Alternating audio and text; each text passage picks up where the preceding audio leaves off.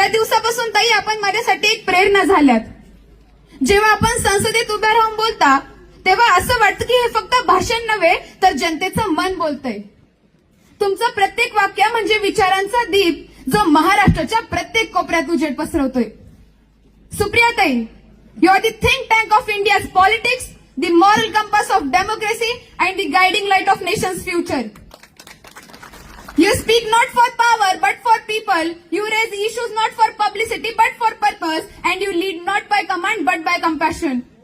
Your words in parliaments are not just speeches, they are lessons in humanity and justice. आपण वाद नाही करत, संवाद घडवता.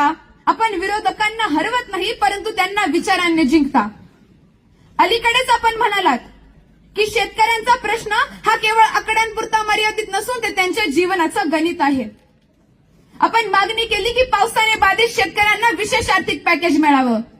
कर्जमाफी नव्हे, कर्जमाफी बरोबरच त्यांच्या मेहनतीला, त्यांच्या कष्टाला न्याय मिळावा हा विचार, ही समज, हाच खरा राजकारणाचा अर्थ आहे असं मला वाटतं.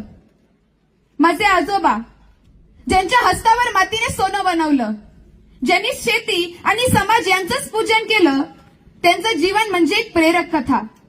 कष्टाचं, प्रामाणिकपणाचं आणि समर्पणाचं.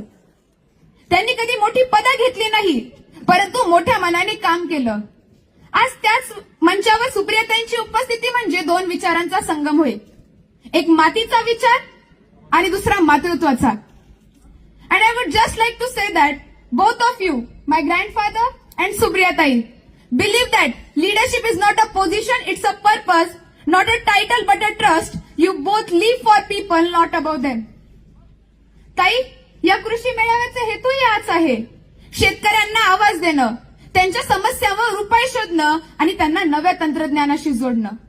आपण नेहमी म्हणता की शेतकरी मजबूत असेल तर देश मजबूत होईल. हा विचार प्रत्येक तरुणाच्या मनात रुजवणं ही आजच्या काळाची गरज आहे.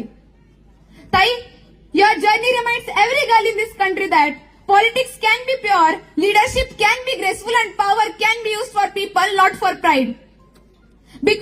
Because you are not just a leader, you are an emotion, not just the daughter of Sharad Chandra Pawar Saheb, but the daughter of entire nation.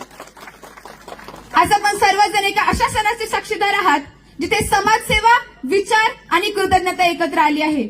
मी पुन्हा एकदा सर्व मान्यवरांचे व उपस्थित पाहुण्यांचे धन्यवाद मानते की त्यांनी आपला मौल्यवान वेळ काढून या कार्यक्रमास उपस्थिती दिली व कार्यक्रमाची शोभा